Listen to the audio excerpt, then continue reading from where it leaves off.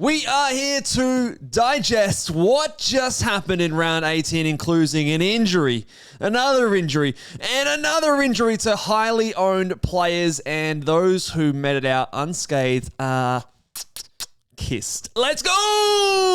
Archer's done it from nowhere. Blasted the goal from inside the 30. Sheed from the boundary. Dusty.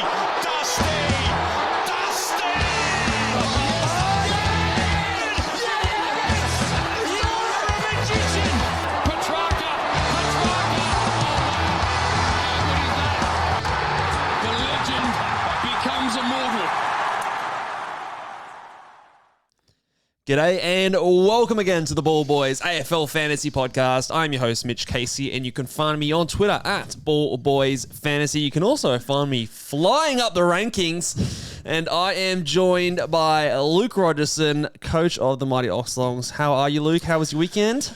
Cut the crap, Casey. I want you to stand up. I want to see it in the flesh. Mate, we will. Dax off, mate. Never podcast again. Dax off. I want to see that tip because it is kissed. And I'm here to ask the hard-hitting questions today. Is Ryan Mansell on the paylong at Richmond? The payroll. The payroll. Is he on the payroll? Is what I'm trying to say. I slipped him a few notes on the other night. I said, go and just hit Nick Martin as hard as you can. I didn't say go and bust his ACL. I wanted him just to be a little sore, maybe just a little bruise. He was sore as shit. Did you see how much ice was on that knee? Yeah. ACL confirmed he is. Nick Martin's knee at the end of the game may have sunk the Titanic. Yeah, that's how much ice there was. There was a bit of ice getting around. There was more ice on his knee than the Berg has before his, after his game. It was Ben Cousins like the amount of ice that was getting around. All to say, you are kissed. Yes. Well, look, it was a very lucky round for me. It's been a couple lucky rounds. I won't lie. There's been a few things that have gone my way. We appreciate you telling the truth. A few things going my way. Some second half scoring and some injuries that I've dodged. But I haven't dodged it all, Luke. If there is someone out there who dodged all three of the major, injuries / suspensions this weekend in Connor Rozee, Nick Martin, and Tristan Sherry. Those are the big three. If you dodged all three of those, firstly, go and buy yourself a lottery ticket and let us know down in the comment section on YouTube, because this is your moment to shine, because you are going to absolutely fly up the rankings. Speaking of rankings, you said you're going well, mate. Tell me, give me some numbers. So I scored a 22.49, and this has pushed me up to 1,305. There was a few games in there where I was in the top 1,000 for the first time in a long, long time. In fact, probably the first time this season. I don't think I ever saw those numbers at the beginning of the year. So we're back up, and we're clawing back into the Patreon, the Ball Boys Patreon League, back into 69th overall in that league. So still, lots of coaches in front of me in that league, but that's my main focus at this time of the year. Yeah, working it back. I, on the other hand, am not. 2,098 brought me in 400 ranks, 5,497. But I'm 9th in the Content Creators Cup at the moment. Now, you're ahead of me. The content creator, no one has ever won the Content Creators Cup that's not named Luke Rogerson or Mitch Casey. Yes. Both overall and head to head.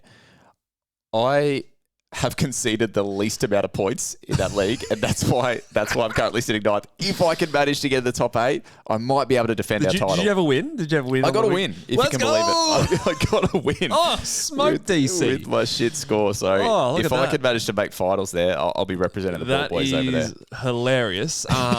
Yes, I would love for you to make finals, because I think you won from 8th last year, didn't you? I did, mate. So Lightning may strike twice. You're saying there's a chance. I'm one game back from you as well, and you're actually tied with 7th and 8th when it comes to wins. Hey, mate. So all it takes is just one win and a loss from one of those boys. My team's just got to be red hot at the right time of year. Speaking of not red hot, would you like to talk Camels? Let's talk Camels. My hump, my hump, my hump, my hump, my hump. Oh. My hump, my hump, my hump.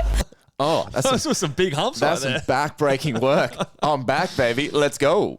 Tell me about some Camels. I think there's a few to talk about over the weekend. There's a bit of Camel behaviour getting around, but I want to talk about one, Caleb Daniel.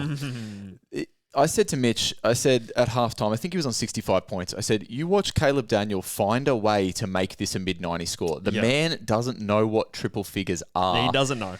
And in that fourth quarter, there's a couple of blanket examples of exactly what I'm talking about. There was one point there, and this is the just disgracefully Camel behaviour, where he was wheeling and dealing in the back pocket, this away, that away, left, right, doesn't matter. And instead of deciding to dispose of it after having the ball for 3 seconds, he instead decided to take the pressure and just run it over the line. Yeah, just score a try. Just run it out of bounds. Yeah, why get an extra disposal or possession? Or First thing, fuck you, Caleb. Second thing, the AFL have to change that. If you have obnoxious prior opportunity and then you wait for the defender to tackle you out of bounds, that to me has to be either insufficient intent or holding the ball. I don't care which one. But anyway, that was one example. Other than that, Caleb Daniels' teammates couldn't hit him in the fourth quarter. He couldn't get a kick that travelled more than 15 metres. So he had the prime. Yeah, he got that kick in, which was not 15 metres after giving away the kick in. There were chances for him to go triple figures, and he just willed his way to a mid-90. 98 was his score. He hasn't hit a ton since round 3, Luke. And this was his chance to do it. So I agree with that, Camel. Bless you. Lord. Oh, bless you again, mate. Jeez, give me hives. There probably were a few camels, but let's talk some positive stuff with the sponge.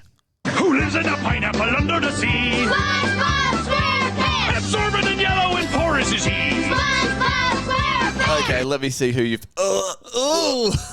So, the sponge of the week Yuck. is the biggest score in a single quarter in the last 11 years, Luke.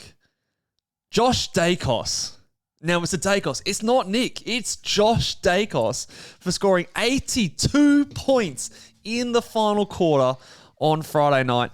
I switched off this game at halftime because it was... Rightly so. Yeah, it was not looking great. But I was just looking at the scores and I was looking, three-quarter time, Josh Dacos, Nick Dacos, both Dacos brothers, just sucking. I was like, fuck, okay, going to be a bad weekend. I checked a few minutes later. Hold on, Josh Dacos put on 20 points. Oh, another 20 points. Oh, 20 points. Is there a glitch in the app? But no, he just went absolutely nuts. Moved into the midfield, kicked 2 goals, 16 disposals, got tackles, got marks, dominated. Absolutely dominated. Massive, massive quarter. And the coaching worked. I turned off the game and he responded. Yeah, the ultimate rocket. It makes me sick, this stuff, really. This is like 3 consecutive weeks where you've had 60 plus fourth quarters. You had 100-point second half. You've now had an 80-point last quarter. I'm gonna have to switch it up this week. I think I'm gonna ask my players to give me 80-point first quarters. That's what I'm gonna go with. It's just, as long as go the other way. Yeah, as long as the next 3 are like 10, I'll be happy with that. But just unbelievable Kiss behaviour. Yeah, but he's got the Dacos DNA. He's got sponginess in his veins, Luke. Well, maybe you can give a little bit of that DNA back to his brother, because we'll talk about him in our next segment. It is BOGs and Flogs. And the winner of the Norm Smith Medal. You're an embarrassment to what you do, mate. All right, tell me who is the best on ground for Carlton versus Brisbane in this one here. This was a wee redemption story here for Josh Dunkley, because he's been in people's trade plans recently, and for good reason. He's been stinking it up. But Dunkley said to us, hey, I know I play a little bit of a defensive role, but just let me remind you of what I can do. This guy can score with the best of them. And I think regardless of what role he plays, you're going to have glimpses like this, which to me make it a little bit more difficult than it might otherwise be. I don't think I'd ever feel great about trading out Dunkley. Trading him in is a bit of a trickier call to make whether or not that's the right thing to do or not. But I think he's definitely someone, if you've got on your side, you just ride with him. But he can do this on any given week. He can go for 80s on other weeks. But 13 tackles, that's always going to get you a big score. The flog for this one is a guy that I told you to trade out, Luke, because he's been a bog, he's been a sponge. But he's on borrowed time. Sam Doherty. Well, he's been on borrowed time for 3 weeks, and I really appreciate you telling me to trade him out when you knew that I actually didn't have the choice to. And we'll trade him out. Find another way. Figure it out, mate. And I was going to drive by this guy. I was going to run over him and then reverse back over him in this segment. But I need to keep him on side because guess what? He's going to be suiting up at the Oxlongs again. Trades. He's going to be suiting up Sam Doherty at the Oxlongs. So you're a great bloke. You're on notice, mate. You're on notice. Gold Coast versus Collingwood on the Friday night. Best on ground. If we're not going to go Josh Dacos, who is it, Luke? It's the Cud Muncher. Yeah, this is a massive score. 140 points, 2 goals, 13 tackles. I think someone asked me a couple of weeks ago, should they trade in Matty Rowell? And I said no. Yeah.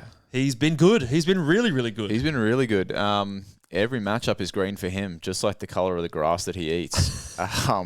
He was like 140. He did everything that we were hoping Nick Dacos was going to do. So 7 tons in a row, and the 8th game was a 99. So essentially, let's call it 8 tons in a row. That's big time for my boy Matty Rowell. This is clearly his biggest score for the season. He has had a couple of 130s in there as well. So having a great year is Matty Rowell. The flog for this one is me. Tell me why it's me, Luke, because I'm reading this for the first time. Well, there's 2 reasons that you're copping the flog for this one. First one is your kiss behaviour with Josh Dacos. Okay, hold on. That's not... The second reason you're copping it is because you sat here with a straight face on Friday and told me Nick Dacos is going to love this great matchup. He got injured. No, don't give me that. You said Nick Dacos, he's going to tackle because it's a good matchup for tackling. And Nick Dacos said... No, and I wish I could go back and roll the tape because I said Dacos was going to tackle. Dacos tackled. He got 7 of them. He's got 132. There was someone on the pod that was the voice of reason said, I just feel like Nick Dacos gets most of his points outside. But you said, no, I'm the big boy extraordinaire. And as ever, I blindly follow the big boys and it screwed me with Nick Dacos' poor performance. Well, Jack Crisp, 8 tackles. Tom Mitchell, 11 tackles. No. Josh Dacos, 7 tackles. I'm not disputing the good matchup. I'm disputing that you said Nick Dacos would feast on that. He was injured. I'll defend this. He was going to go well, but he got injured. He hurt his... What was his... Was it his hip? No, remind me. Ankle, perhaps. Ankle, yeah. Oh, yeah, that's right. He had that little ankle tweak. So he was playing full forward. So that's flog on them. More flog on me. Let's talk about some absolute guns that don't care about the matchup because the next game was an absolute fucking fiesta. Yeah. I mean, this is the tied highest score of the entire season with Bontempelli going 166 plus Jordan Dawson going 129 with 2 goals and 8 tackles. These are the 2 best players outside of Nick Dacos in the game, in my opinion. Both seemingly with a tough matchup this week and just... As I said, once again, I'm killing it. I am absolutely killing it. I said, these guys don't care about matchups. I said, Bonk goes harder when it's hard. You captain him. Well, I'll tell you who didn't go hard. My segues have been unbelievable today. Who didn't go hard in this game? Matthew Kennedy went the opposite of hard. He went...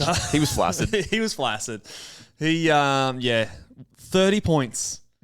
What happened here, Luke? What actually did happen? Because, again, just... did not see this one coming. He was in the locks when it came to the forward premiums, in my eyes. Has had a stellar season. This is James Peatling 2024 territory right here. Yeah, you may note the mid 70% game time and also the low 30% CBAs. Obviously, those numbers we want to be up, but... He's still just stunk as well. Like he's a guy... He can do better than that. Yeah, even with those stats, he's a guy that can still score, and I think he just had an absolute stinker. So this, to me, means that you're probably not trading him out, but it also means it's tough to trade him in. His break-even he's going to be plummeting. I think his break-even is 160. Yeah, so this week. Yeah, that's mate, that's really unfortunate if you had him in your side, who's been a good player up until this point. If you traded him in this week, well, that's very, very disappointing because, that is not what you wanted to see. What about GWS and Geelong, Mitch? Who have you given the bog to? Well, hold on. I've been set up here. So the flog in this one here are the pretenders. So we just had the guns in the previous one, but the pretenders here in Max Holmes and Tom Green. Now, there was no tag in this one, which we were a little bit worried about from the Giants. There was no tag. Max Holmes just decided to tag himself and just had a very poor game when we got accustomed to him going massive. 17 disposal is not Max Holmes. And Tom Green, The guy, He's infuriating. he is infuriating. He's a very, very frustrating player to watch. He didn't save his score with a 50-point last quarter this week. So proves I'm not kissed. So 79, just not good enough, mate. Get better. Let's circle back because you skipped over the bog, but the bog is yours truly. Okay, you give yourself a lot of props already on this podcast, so we're only 14 minutes in. I'm going hard. The reason I'm the bog is because my spicy take on the weekend was Bailey Smith sub 80. And you have to go a little aggressive sometimes, but to keep Bailey Smith under 100 for me as a non-owner, that's quite impressive. Yeah. It was a good moz. It was a good moz. That's pretty impressive. And so for anyone else who wasn't able to get him back in, you're welcome. Yeah, well, probably not going to be able to get back in again this week. Correct. So who does he play this week? Tell me it's Port Adelaide. I think it's St Kilda. So I don't know. if they tag him, don't know. Could be good. Could be bad. You better believe my spicy take. You're going to want to get him in for the week after, though. That's a North Melbourne matchup. I want to do a lot of trades. Yes. But when you've got 17,000 injuries, you can't. Let's go to Richmond versus Essendon. And do you want to start positive? Well, there's one little positive in this game. Let's start there. There is one little positive because there were a few people that asked us midweek last week, should we trade out Tim Taranto? And we said, no, Tim Taranto is actually about to come into the best run he'll have all season.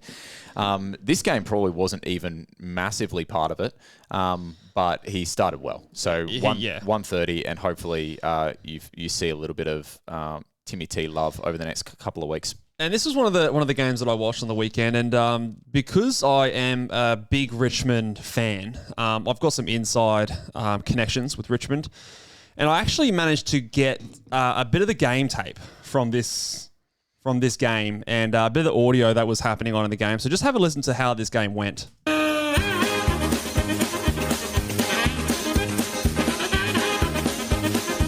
So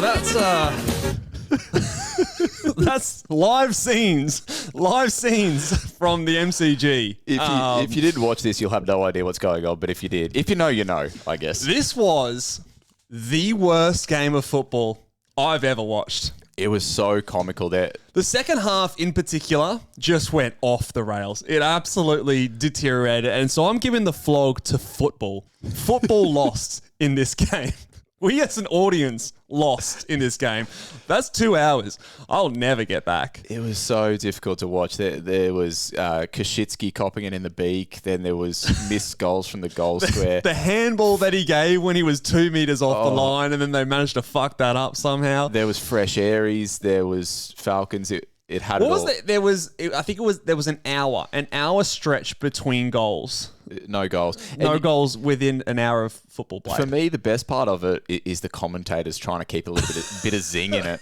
They were trying their best. Oh my goodness! And you could just feel they were loathing being there too. So if you went back, I would actually love to do this as an experiment. But if you went back and played that Benny Hill music and watched the game on 2 times speed, I think you maybe had a few shots of rum. That's a fucking good time right there, because that. Anyway, that was not football. Yeah, I want to see a compilation of everything that happened in that game. It's horrific. The flog is football in that one. Let's move on to the other game on Saturday night, which was Freo versus the Hawthorn Hawks. And my boy, Andy bloody Brayshaw, just gets it done every single time. And had another big one, 138 points. Did you see Andrew Bloody Brayshaw by name and by nature? Because did you see the post-game interview that he gave after this game? Was he a bit beat up? I'll find a photo for you. He was proper beat up. So you'll like this, mate. He's tough as woodpecker. He goes in hard, mate. He had 14 tackles, his highest of the season. I just love that they thought, like, we'll get him to do his post-match interview like this. All good. Look at his bloody vest there. That thing is his red vest. stained. That's a jersey. It's a Guernsey. Oh, sorry, mate. That's impressive. And Kath's just smiling at him like, yeah, thanks for your time, mate. Thanks for your time. How about a blood rule on the bloody interview, huh? How about calling 000? That guy's about to fall down. He's looking a bit woozy. Oh, my goodness. But the flog in this one goes to a player who I was always nervous to trade back in, and I'm a big fan of him as a player, but just plays one of the toughest roles in footy, and that is Dylan Moore, who, again, a bit of a theme with some of the forwards going pretty poorly this week. 70 is not, compared to some of the other scores, but it isn't premium territory. And he kicked a goal in this one, so anytime you have Dylan Moore kicking goals, I think you'd want more than a 70. Now, things really get sick on Sunday, starting with the North Melbourne game. You have to explain his best on ground for me here. The best on ground here, I've got Tristan Sherry. Explain yourself, because he was dog shit. Allow me to. The reason being is I said to Mitch, probably sort of midway through the third quarter, I said, God, I just wish I had an excuse to trade Tristan Sherry. Nice. Yeah. And Tristan Sherry said, I got you, Luke. I'm gonna concuss a guy beyond recognition. It was Tom Sparrow, I think. Tom Sparrow will just I got nothing. I was trying to do a bird. I was trying to do a bird thing mid joke. Tough as woodpecker lips. No. He was out before he hit the ground. But not a woodpecker. Sparrow lips. Yeah, Sparrow's fart. There's something about this. There's got to be. There's something there. He flew the nest before. No, you're fumbling it worse than Kashitsky here. Right on the beak. Anywho, so Tristan Sherry. He knocked him out he got before he hit the ground, basically. Yeah. And so this is before it's happened, but I'm 100% guaranteeing he's going to miss this week. Yeah, he'll miss 3 weeks. He'll miss at least 3 weeks. That is as careless as it comes. It's not intentional, but that is a Gumby ruckman. Yeah. Finally, and this is probably, I'm surprised it hasn't happened sooner with the way Tristan Sherry plays. He hasn't hurt someone. But it just coincided with the fact that he went absolutely disgusting with 58 points, and it makes the trade for this week all the more simple. Get him out, trade him up to one of those other rucks that's going. I said, give me a reason to trade you out, and he said, I will, coach. Yeah, and that trade for us getting him in round 13, it's looking like an all-time blunder.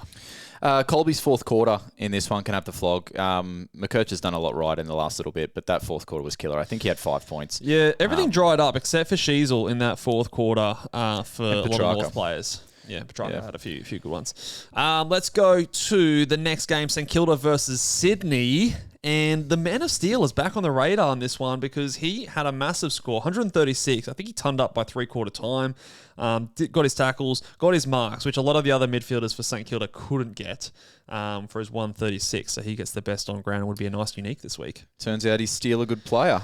In the flog category, bit harsh here. There's probably a couple of guys that could get it. The guy who actually kicked the match-winning goal, Errol Goulden, can have the flog for me. Because this is a bit harsh. Well, let me flip it then. You can have the flog because on our Friday show, you assured me St Kilda, great matchup for outside mids. Errol's going to go 1 billion in this matchup. And I said, I said 1 million. I said, fuck, a million's not bad. I should probably fucking get on that. So I did. I paid more than him than I would have paid for Butters, 120 plus. I paid more than him than I would have paid for Jack McRae, which would have been Whitfield. one point. Whitfield, all the above. Yeah. Errol fucking sucked.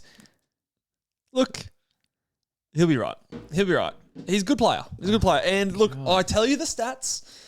I'm not mixing up the words. They're the stats. You know what would help me this week? A little bit more cash because Yeah. I can't make the trades I want to make. Yeah. It It's probably killing should me. have saved you money. It's coming. This has been the longest Bogs and Flogs in history. So let's wrap it up. Port and West Coast. The Bog is... Okay, now it's time for you to get your tip out because you are kissed right on the end there with the horny boy. The Hornmeister. Your boy. The horn bag. He went big. Third highest scorer for the game. 112. Kicked 3 goals. Let's go, 6 Horny. tackles. Benefited with Rosie getting out. I got to give him a little bit of praise because he's hanging around at the Oxlongs once again. And He's an option again. He's an option. The flog is fingers. 10. 10? Do you count the thumbs? They're fingers. What I'm saying is you've got enough. Yeah. So if one leaves you, play on. Yeah. Play on, Connor. So Connor Rosie, this is going to be a big talking point here because he was subbed out, and I don't know why they've removed the sub from the sheet there, it says he was just there. So you reckon this is definitely a situation he could have played through? Dislocated finger. Well, let me just ask you this question. If it's a grand final, He plays through. He's versed in West Coast. maybe it's not a grand final, but Yes. I mean, they were down at that point. Were they? Well, then you play through. He's the captain. Maybe they were just that confident they were going to roll West Coast in the Oh, end. man. Hey, maybe there's more to it, but we'll see. there were a lot of people that had the captaincy on Connor Rosie. Yes. So this hurts for us, but this hurts more for others as well. All right, let's talk strategy chat, and we are going to pick up right where we just left off with the injuries because there's a lot of popular players who are injured or suspended this season. The big three here, Nick Martin, Connor Rosie, and Tristan Sherry. We are obviously assuming that Tristan Sherry is suspended, and I think Connor Rosie is the one who's most likely to be still there. He's getting scans today. If it is just a dislocated finger, it is something that he probably could return this week and play through. But they're getting scans to see if there is any other injuries, if there's like a fracture or something in there. So basically, Ken Hinkley says he's got a sore hand and they're going to get a scan to see what it looks like. So we won't know, but this means that a lot of us are going to have some forced trades. And in luxury season, this is my optimistic take. It's this forced trades. It's not necessarily a bad thing. It means you can't stuff up your team too much because the player you're trading out is going to score 0. So you're going to get someone who scores more. You're ever the optimist. The only problem there is that's if you have a completed team. Our team still have players like Clayton Oliver, Ned Long, Sam Doherty getting around. So that makes it difficult. Daniel. How do we go about prioritising these trades? In my mind, first thoughts are I'm confident Sherry misses at least 3 weeks. Well, I'm confident Nick Martin's not. Well, he's done. He's not playing. Yeah. So does that mean that those two are priorities, or do we start factoring in position? Do we start factoring in the cover that we have on the bench? Yeah, we have to factor in cover because on the ruck line, most of us are not going to have any cover unless you got big boy Heathy there who. What did he end up scoring on the weekend? I feel like he had a few things. And Marshall were both 50 odd, weren't they? Marshall was 70. So if you have maybe cover there, you could have a look at some of these things first and maybe make a decision. The issue is Essendon play Thursday night. So you have to get rid of Nick Martin on Thursday night. So you don't get a chance to have a look there. So he, to me, is... And he's obviously not playing the rest of the season. So he takes the number 1 priority. Tristan Sherry is probably number 2 because you're not going to have cover there. Unless you do have one of those cheaper guys, but even then it's probably not great. And then Connor Rosie is number 3. And if you have all 3 of them, one of the biggest issues is all 3 of those players lost a shit ton of cash on the weekend. So Tristan Sherry went down 50K. How much did Nick Martin go down? 105, I believe. 105,000. And Connor Rosie, he also went down 41K. So between the 3 of them, you've basically lost $200,000 in one round. So the options are going to be hard to get.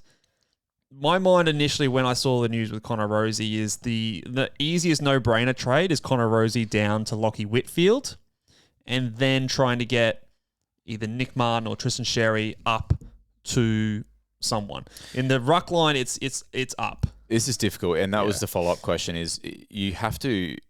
And you actually have to have a decent amount of cash to get Tristan Sherry up to anyone good. Yeah. So I couldn't, doing that trade, I didn't have much cash in the bank, but going Rosie to Whitfield, I couldn't get him to Gawn or Marshall, which were the 2 cheaper targets, like Grundy and English are the 2 more expensive ones. So the best player I could afford was Darcy Cameron, who actually doesn't have the worst run of the next 2. So he goes against Fremantle and then Richmond in his next 2 games.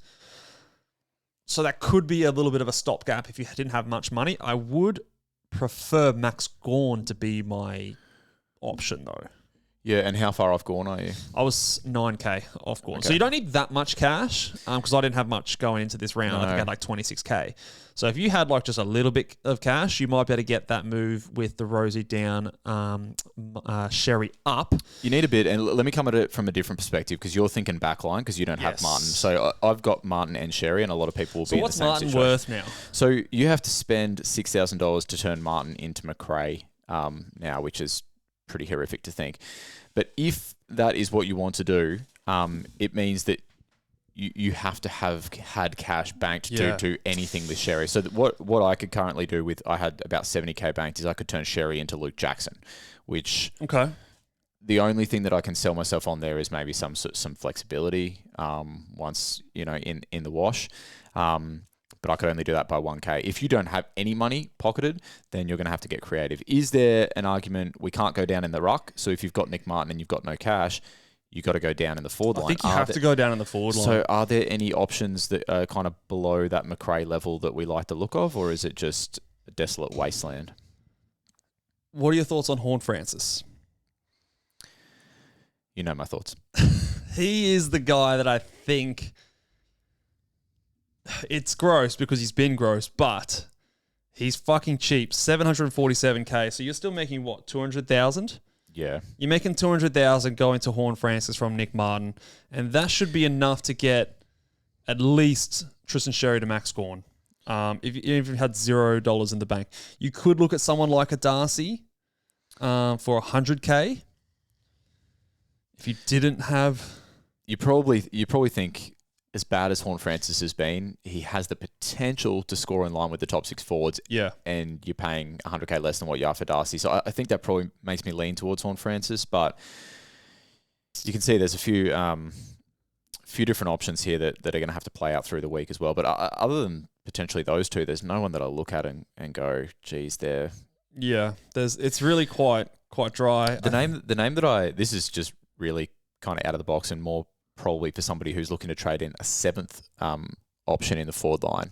A name that got around, Ben Hobbs with Nick Martin and Will Setterfield. Yeah, so Setterfield's also out for the season. So he had a Liz Frank fracture. So Ben Hobbs is cheap, and you would anticipate about to step into a midfield role. Do you feel confident that that's what's going to happen? I'd want to see it first. It's too late in the season to be messing around with these kind of players. He scored an 82. I know the injury for Setterfield, what had happened at halftime?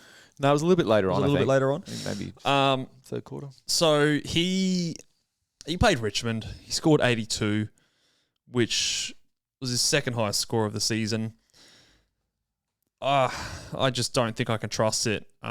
Is Darcy Parish, how far away is Darcy Parish from also returning? Because he's another guy that has been in there. I'm not exactly sure how far away he is. I'll check that now. But yeah, I think you'd have to give it another week on that one, and he won't be at a price point at that point. And I don't think you need to go that cheap to make the options work. Like you said, if you want to go Horn Francis or a Darcy, that should be enough to get your Sherry to someone decent in Max Gawn. And I think you have to go down in that situation rather than go down in the rucks, because if you look at the rucks, like anyone cheaper, you're looking at Briggs, and he's, I don't know if you could go down there. Could you go to Nank? Nank could be an option. He does have West Coast this week, but then he goes Collingwood into Gold Coast, which is a tough matchup for Ruckman, and that's only making you 49,000. So it's not much. I mean, you could do that and get Macrae in as a couple of sideways moves. Tom de Koning, he's playing alongside Pitnet at the moment, and he's also got Melbourne this week. That's it really. Like it's slim pickings. Yeah. It's Nank or it's Briggs basically as the downgrade options. You could go to Luke Jackson like you said, who's just a little bit cheaper with the ruck forward flexibility. Would you prefer to do that and get Macrae, or would you prefer to go down to like a Horn Francis and get like a Max Gawn? What combo do you like the better? I hadn't considered the Horn Francis option, obviously, because I'm already a sucker, but I actually think I probably like that option from where you are getting in Gawn. I think Gawn is pretty comfortably 10 to 15 points more than what Macrae is, despite Macrae's really good run. Well, we talked about... So Max Gawn is basically... He's one of the highest averaging players of the season, averaging 112 on the year. We recommend trading him out as buy because after his buy, he had basically the 3 hardest matchups in a row. Yeah. He had Gold Coast, he had Adelaide, then he had North Melbourne. He's now had those. He's gone 89, 89, 88. Now he runs into a brilliant run. So Carlton this week is medium tough, but then it's green, neutral, where he goes St Kilda, West Coast, Western Bulldogs, Hawthorn, and then Collingwood to finish off the season. So he's going to go back to his 110 ways, I think, after this week, or he could get there this week as well. Yeah, I think it's a decent point. I think if you're comparing he and Jackson, he's at least 15, maybe 20 points better than Jackson, and then Horn Francis, I don't think is 15 to 20 points worse than Macrae. Yeah. The only thing that... And you can put the captaincy on him, but I don't think in the other trade scenario, I don't think you put the captaincy on either one of those other players. Yeah, I think it's a fair point. for coaches that are not like me, that don't have the Hornmeister. If you're just flush with cash, are you spending an extra $100,000 on top of Gawn or Marshall to get Grundy? Because he had one tough game in his next 3, and it was North Melbourne. And now, if Sherry's suspended, that's turned into a bright green matchup. So he's now got 3 bright green matchups. 1 orange matchup against Brisbane, and then 2 more bright green matchups. So his 5 of his next 6 are all basically the 5 easiest matchups in the game. Yeah, I mean, I think we're talking about a guy who for the last 10 weeks has been essentially matchup proof anyway. Yeah. So I think you're getting that potentially regardless, and I think I'll take Gawn coming into the good run, 100k less or even more. Yeah. I think 100k is not, and I think in an ideal world you'd have, ironically, we're back to Grundy Gawn. Like Grundy Gawn to finish the rest of the season. From this point on, I think are your 2 highest scoring rucks. But also a special shout out to Tim English.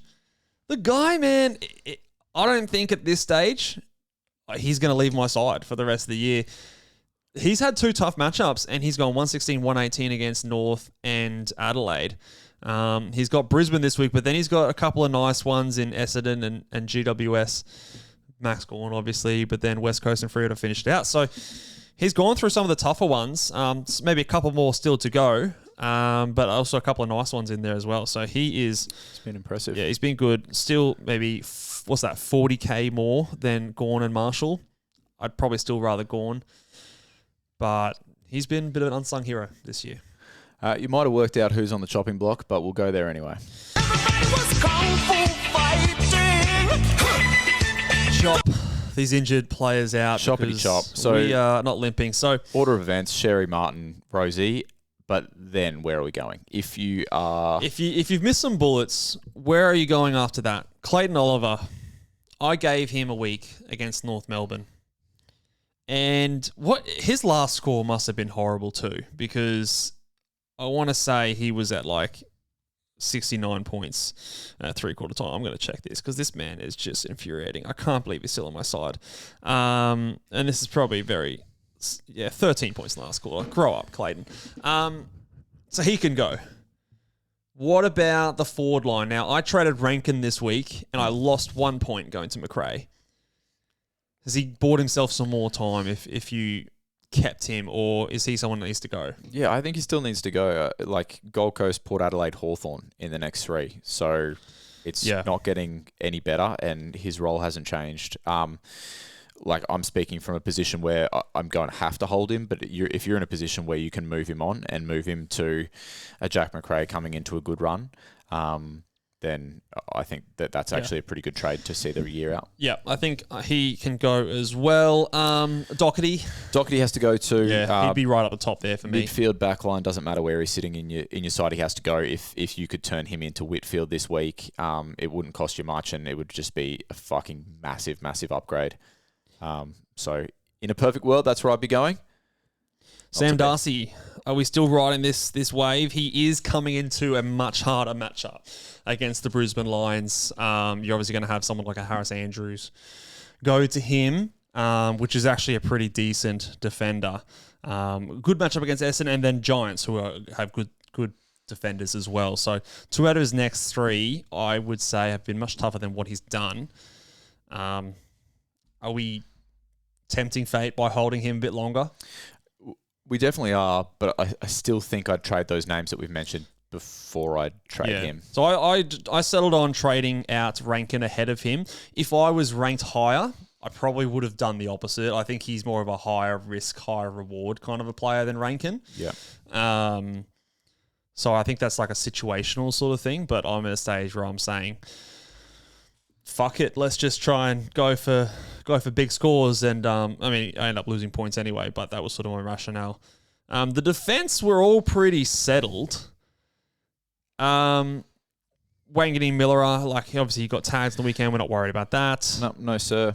The Colby McKercher, I think you would have to be in just the ultimate luxury position to be moving McKercher. He should have scored much bigger than that. I think he should have. And his break-even's still only mid-60s, so I think you're holding him. What about Callum Mills? He scored a dirty 65 on the weekend. He's probably, he's up there now. I think Callum Mills can go as well. If you could turn Callum Mills into Whitfield, that would be an excellent move. Massive. And the crazy thing is, it's only going to cost you just over 100K, I think. Yeah. I would rank him fairly highly up there. I think some of the main guys in each line: Mills in the defence, Clayton Oliver and Doherty in the midfield, and then someone like a Rankin and or a Sam Darcy in the forward line are players that could go if you've avoided some of the injuries. Now, you're trading the injured players before any of those guys, but that's sort of the state of affairs when it comes to guys who have been lucky. Definitely.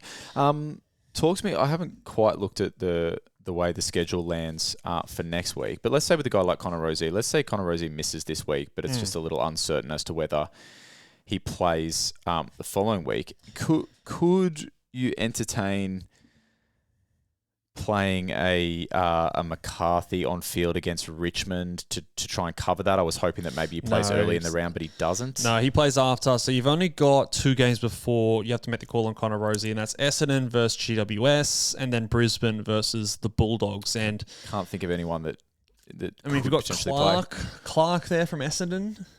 You have a go at it. You have a go at it, yeah. You at least put the emergency on him and see what happens. What would be a line? Well, this 75. Is the thing. Yeah, it doesn't have to be super high, I don't think. And it depends on who you other move. Like if you could trade out a Clayton Oliver instead. Yeah, I think that's good. But to me, the line doesn't have to be so high because it's not like you're just choosing to not trade out Connor Rozee when he's the only bullet you've got. Like I'm thinking about teams that have Sherry, if you've Martin, got 3, and so I think he's the guy. If you have 3, he's the guy you hold anyway. Yeah. What if you don't have defensive cover? I'm guessing a lot of teams will have McCarthy, but if you don't have defensive cover, you probably don't have a choice unless you've got some sort of DPP. I'm pretty sure most teams should have McCarthy in there. If you haven't got McCarthy, if you don't, I think you have to trade and you have to take some forward cover. But it means that, for example, Nick Martin has to go anyway. Yeah, if you don't have defense cover and you do have forward cover, then yes, in that situation you're trading out. Yeah. Rozee first, and you're taking the cover because obviously you don't want a donut on your field. But yeah, I think most cases that wouldn't be the case. And I think if you got all 3, Rosee's the one I'd hold, and I'd trade the other 2 first. So. I'm just thinking, and I might be way off the mark here, but if you had a forward sitting in your utility, could you move Martin to your utility, trade Martin to a defender option, and then you could hold? Yeah, Rozee, if you like the options, like for example.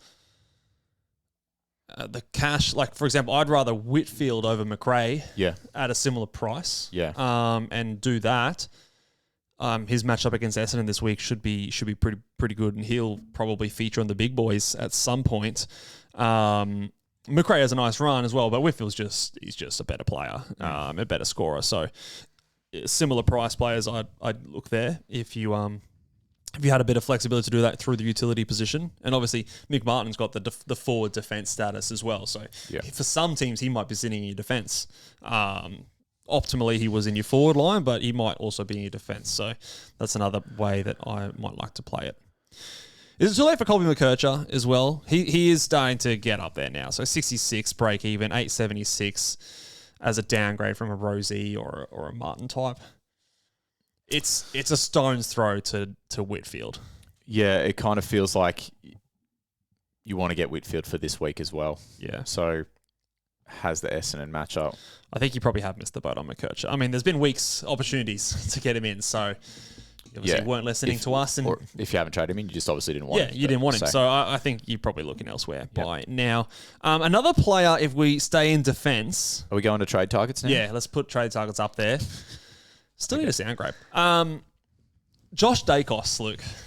No. He moved into the midfield. Yeah, but this is probably the biggest thing that makes it just seem that little bit more, okay, we need to actually talk about this, because he has not had he's had 2 games where he's had 1 and maybe 2 CBAs. And then he went to 41% CBAs on the weekend, and he single-handedly almost brought them back into the game. Yeah. I've seen some like AFL.com media and general media, not us just fancy enough, he's talking about, okay, that's something they need to look at moving forward. Yeah. Obviously, it's a very small sample size, but does this elevate him into that echelon of, we need to have these kind of guys? Is he in the Whitfield and like the Wangs and the where Rosie used to sit. Is he in that kind of bracket now? Look, they may play more midfield time now, but the question, like I would put back to you, is: have Collingwood been going all right up until this week? Yeah, pretty good. Pretty good. Pretty good. So to me, they have a game that's like a little bit of an anomaly, and they go, okay, we need to pull a lever here, and they think Josh Jacobs go in there, he kills it. Like there's no disputing that, and it's awesome. But I almost think Craig McRae would look at it and go, okay, I'm just going to put that in my back pocket, and we've been going all right up until this point. Yeah. Do I change my midfield mix, or do I just keep this in my back pocket? I mean, it hasn't. And they've talked about, the other thing that they've talked about is over the next few weeks, I want to say they've got a number of like 6-day breaks. And they've talked about like this quote unquote squad mentality. Like Pendles was the sub on the weekend. Yeah. Tom Mitchell's come in and they're resting a few players. So, and they've got the luxury to do so. They have the luxury to do so. And in the next, they've got Richmond in 2 weeks. Yep. They've got Freo this week. At home, I want to say. Yeah, the MCG. So the next 4 games are all the MCG. 5 of the next 6. They've only got one more trip outside of Victoria left this season. I am now elevating. To me, he was just missing the top 6. I'm putting him in the top 6 defenders now. Just because he's got another string to his bow. He's got another string to his bow, and he was already just there. Yeah. And I don't know if I can put him in the lock category. Like, he's... absolutely there, like he's up there with Whitfield or Zorko and Wang. Like I don't think he's that level yet, but he's right there with players like Holmes and who's the other Giants? Ash. Yeah, he's in that area for me. I won't push back on that, but I think it's a little rich that footy media saying he must now be in your midfield. Like Collingwood would have been going all right, guys. They had one bad half. Yeah, he's pretty fucking good though. Let's rule up. Other defenders, Whitfield, Essendon matchup this week. Cheap. This is as cheap as you'll get Lockie Whitfield. He's got a break even of 112, I think. Yes. But he's not getting any cheaper because he's going to dominate. 114, but he'll hit that. He's going to dominate the Dons this week. Talk to me about Jack Sinclair. Yeah, so he had 103 on the weekend, and it probably could have been bigger, but this was his first ton in 4 weeks. And he's coming into a bit of a nice stretch as well. So Geelong, Melbourne, North Melbourne, Richmond, and then Essendon in his next 5. Those are all very, very nice, and I believe a lot of them are at Marvel too. Yeah, so 3 of his next 5 are in Marvel, 1's at the MCG. Again, doesn't leave Melbourne or Victoria until the final round of the season. So I think another thing that's good for him is Nasiah Wanganeen Miller isn't going to cop James Jordan every weekend, but I think he's going to cop the attention. He's going to cop more, at least team planning, and I think that allows Jack Sinclair to make the most of that good run. Wayne does seem to cop a lot of attention a lot of the time. What about Nasiah? Yeah, he's also a tag target. Your Wang's been copping a lot of attention recently. In the bloody Kiss nature. But he is, and I think that's something that you could definitely say will help him out.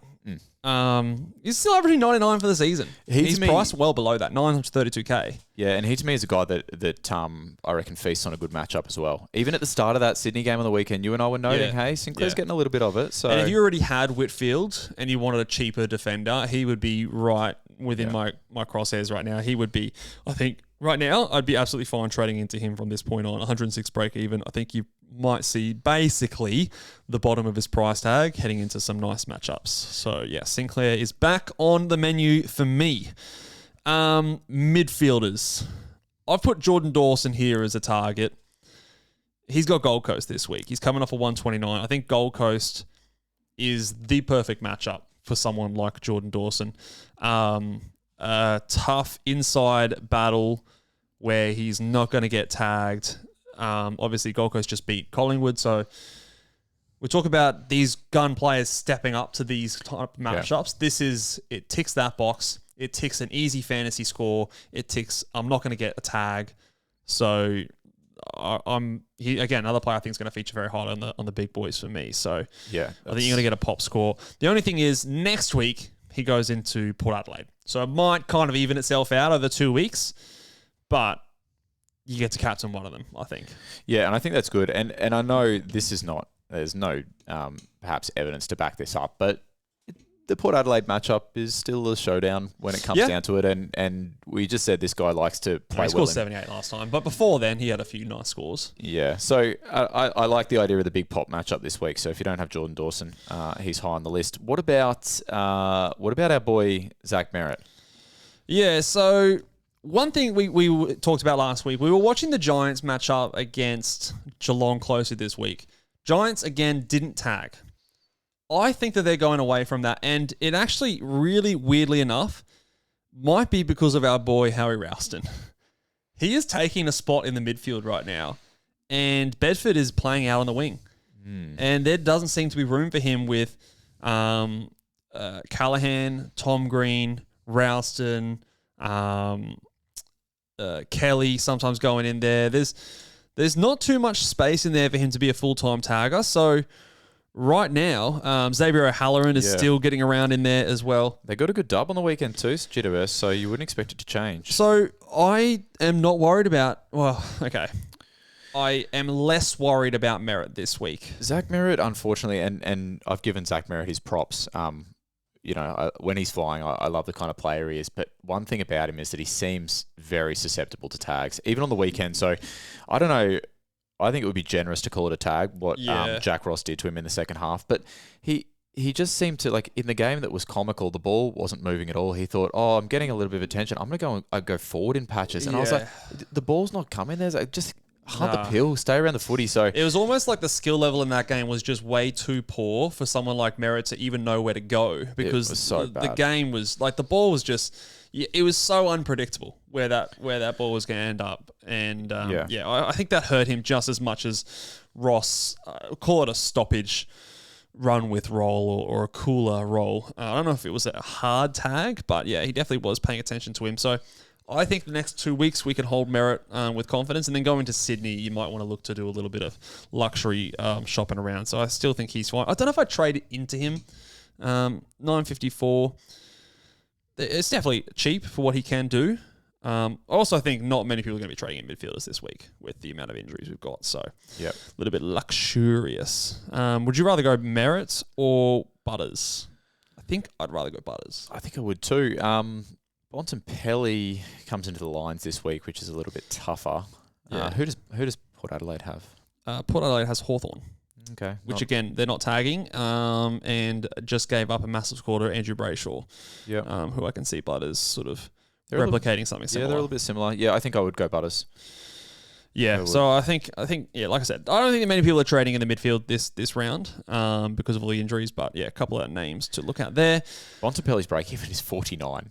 Yeah, he went up a shit ton of cash as well because he's got 2 big scores. 3 of his last 4 have been 120 plus. So, and he was cheap before then. Yeah. So yeah, some of those poor scores are out and the big scores are in his rolling average. Rucks we kind of discussed before, but my number 1 trade target I think would be Max Gawn. Then if money's no object, I'd probably go Grundy. I think they're the top 2 rucks for the rest of the season. Yeah, Rowan Marshall, if Max Heath is named again. And I actually suspect him to be. St Kilda lost to Sydney, but St Kilda played really well. And I actually think the Big Moose held his own. He did some nice things. There were a couple of big moments where his teammates got around him. I think he's well liked at the Saints. So I expect him to hold, and I expect that not to be great for Rowan Marshall. Yeah, so he got 30% CBAs, and Rowan Marshall dropped from his usual high 80s to 70%. Do you know how many hitouts Rowan Marshall had? No. Was it not many? No, it was only like 12 hitouts. And he's not a big hit out guy, but that is still very low. It's still very, very bad. Yeah, that's even worse than Tim English levels. So that has sort of dented my confidence. Now, I will say he has Geelong this week. And he scored 140 on them at the start of the season when he was on one leg in round 2. So I think he can definitely bounce back, but some of these other ruckmen, I think, are just going to outclass them when they don't have anyone else to back them up. 63 ruck contests and only 13 hitouts. Max Heath had 32 ruck contests, had 10 hitouts. Yeah. So, you noted he's not a hit-out ruckman, but you want at least sort of 15 or 20 more points there to kind of pad that score. Yeah. And that would turn his 70 into an 85, which is not the worst when it's your floor score. But, so I'd probably fade him if I'm looking for a ruckman, although I do think he will go good this week. I don't mind the Darcy Cameron option. You're just talking yourself into this because it's all you can do. It will maybe... But Freo, especially with Sean Darcy. Sean Darcy is an easier ruckman to score against than Luke Jackson. Wow. Especially for a ruckman like Cameron, who will run him around the ground like crazy. Agreed. Then he's got Richmond, who should dominate. And he is averaging 103 points on the season and has had a very, very good year. Have they played Richmond yet already? No, they haven't played yet.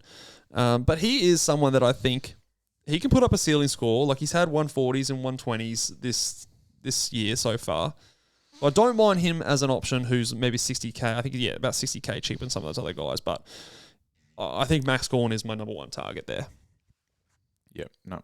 Anyone else you want to shine a light on? Or No, don't. Luke Jackson is the one that I'd put in there if I had to indulge myself. I don't really like it.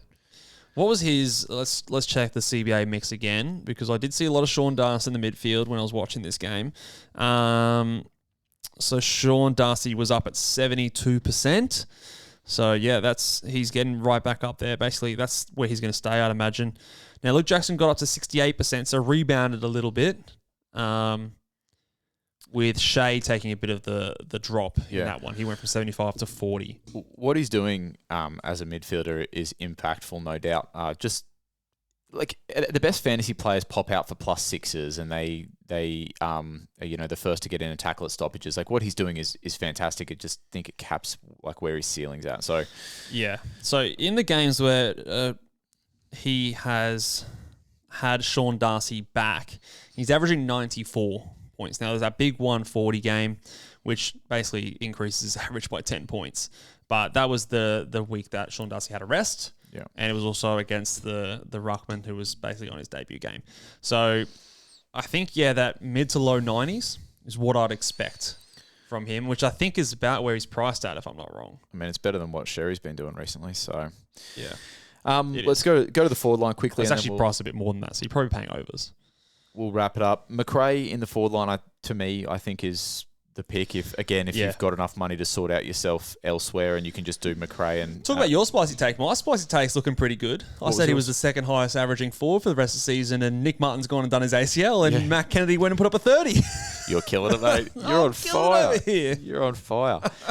So I think the good run is enough for McRae to do his thing. And the thing I don't think we've mentioned yet is McRae was seeing quite close attention from James Rowbottom. Yeah, at Rowbottom stoppage. was definitely going with him. Yeah, it felt not like a super aggressive tag, not like what Jordan was trying to do to Wang and Nasai, but there was definitely some attention there at stoppage. Yeah, the one thing I did love to see... He was right up his Rowbottom, actually, at stages. Nice. I like to see 11 tackles from McRae. So in a game where he had 20 disposals, only one mark, 11 tackles to get that 90 happening. That tells me that he's still a bit thirsty out there. I think our St Kilda boys could be a theme for the rest of the year. I think McRae, Sinclair, Wang, and even Jack Steele. Yeah, Steele had a big one. I wouldn't underrate Jack Steele for the rest of the season. He has the same good run as the rest of them. So he's got back-to-back 130s. Well, I think he's a little bit more expensive now. What is he going to cost you?